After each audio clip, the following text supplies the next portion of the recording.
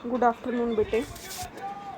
देखिए, कल हमने स्टडी किया था question number 2 part A and B. आज मैं आपको समझाऊंगी क्वेश्चन नंबर 2 का part C. Reducing the quantity of salt in pickle can cause it to go bad soon.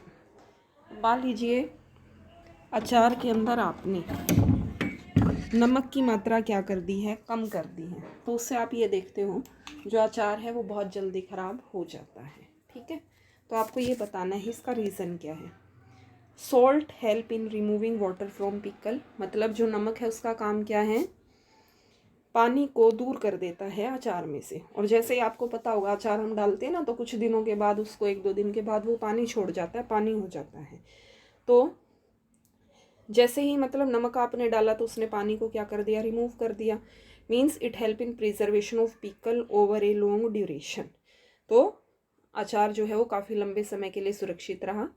Less salt would mean some water would be left in the pickle. अगर आपने कम salt डाला है तो इसका मतलब क्या है, कुछ पानी अचार के अंदर रह गया। दिस में result in pickle getting bad sooner. इसका मतलब क्या होगा, अचार बहुत जल्दी खराब हो जाएगा। फूड फ्रॉम पफ्ड और enlarge can should not be consume. कुछ बड़े कैन से जो खाना है वो खाना नहीं चाहिए। क्यों है, क्योंकि हमें पता कोई फूला हुआ या एनलार्ज कैन है, मीन्स एयर हैज़ लीक्ड। उसके अंदर क्या प्रेजेंट है, बोलो, एयर उसके अंदर प्रेजेंट हो गई है। और inside the can help in microbes to live. और माइक्रोब्स क्या है उसके अंदर इजीली पैदा हो सकते हैं या ग्रो कर जाते हैं। This would spoil the food item. इससे खाना क्या है, ख़राब हो सकता है। हैंस फूड फ्रॉम पफ्ड और enlarge cans should not be consume. तो हमें जो खाना है ना वो बड़े कैन से कंज्यूम नहीं करना चाहिए, क्योंकि वहाँ क्या आ गई है, एयर आ गई है। एयर की वजह से आप देखते हो जो खाना है in presence of oxygen, in presence of air ख़राब हो जाता है, टेस्ट उसका ख़त्म हो जाता है। ठीक है, नेक्स्ट है देखिए part E. When using frozen food items. अगर आप किसी जमी हुई, मतलब जो फ्रोज़न फूड आइटम है जो आप घरों में आजकल कई बार ले आते हैं, हम फ्रीज़र में उसको रख देते हैं, तो ये कह रहा है उतना ही बाहर निकालना चाहिए जितने की हमें ज़रूरत है। Reason, we know that micro organisms do not multiply below 0 degree. यानी माइक्रो ऑर्गेनिज्म 0 डिग्री से नीचे मल्टीप्लाई नहीं करते हैं, ग्रो नहीं करते। Once the food is thawed, जैसे ही आपने खाने को बाहर निकाल दिया, इट्स टेम्परेचर बिकम सेम। तो आप देखते हो खाने का तापमान उतना ही हो जाता है जितना कि हमारे कमरे का टेम्परेचर है। This gives the microbes a chance. और इससे क्या होगा, जो माइक्रोब्स हैं वो आसानी से मल्टीप्लाई कर सकते हैं। और मल्टीप्लाई करने का मतलब क्या है, वो जो माइक्रोब्स हैं हमारे खाने को ख़राब कर सकते हैं। तो कभी भी आपको जितनी की ज़रूरत है उतना ही फूड आइटम्स को फ्रीज़र से बाहर निकालना चाहिए। एक्स्ट्रा को कंज्यूम या एक्स्ट्रा को बाहर निकालना नहीं चाहिए। ठीक है, नेक्स्ट है how do communicable disease spread. अब देखो कम्युनिकेबल डिजीज़ कैसे स्प्रेड करते हैं। टीबी, टीबी या प्रिवेंशन लिखनी है। अब कम्युनिकेबल डिजीज़ स्प्रेड थ्रू, किससे स्प्रेड करते हैं, एयर से, पर्सन टू पर्सन कॉन्टैक्ट, या गंदे खाने से या पानी से। टीबी से हम बच सकते हैं अगर हम खुले वेंटिलेटेड स्थानों पर रहते हैं जहाँ पर एयर आसानी से आ जा सके।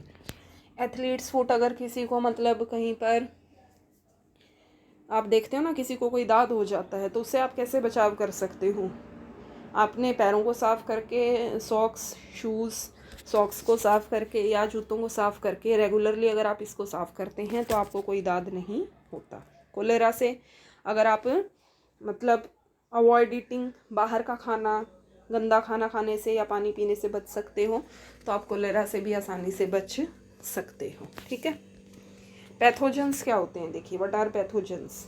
Micro organisms which can cause disease. ऐसे छोटे छोटे ऑर्गेनिज्म जिससे कोई रोग हो सकता है, they are known as pathogens, जैसे बैक्टीरिया या फंजाई, फफूंदी।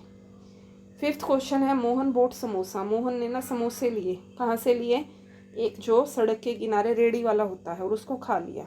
उसके बाद उसको वॉमिटिंग हुई, पेट में दर्द हुआ, और बहुत ज़्यादा मतलब एक्सेस हम कह सकते हैं, लूज मोशन हुए, diarrhoea.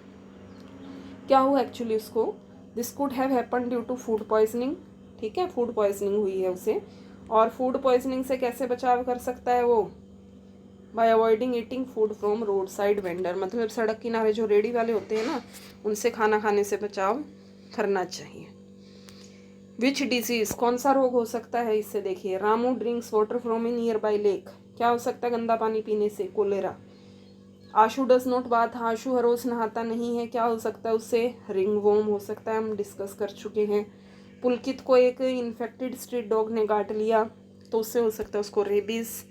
Sohan is living in area where population is very high, Sohan ऐसे जगह पर रहता है जहाँ पॉपुलेशन बहुत ज़्यादा है, वो कोई मॉस्किटो नेट नहीं लगाता, क्या हो सकता है उसको? मलेरिया, डेंगू हम लिख सकते हैं। Mohan was with his two friend who was coughing, Mohan अपने दो दोस्तों के साथ है जो खांस रहे हैं, छींक रहे हैं, एक ने रुमाल भी नहीं लगाया, तो क्या हो सकता है उससे? मोहन को कॉमन कोल्ड। ओके, तो ये था हमारा सेकंड चैप्टर, कंप्लीट हो गया है आज। माइक्रो ऑर्गेनिजम्स, फ्रेंड्स एंड फोस। सभी बच्चे अपनी कॉपी कंप्लीट करके रखेंगे। कल आपकी कॉपीज़ चेक होंगी, ऑनलाइन क्लास में ही चेक होंगी किस बच्चे ने कंप्लीट की है या नहीं की। ओके।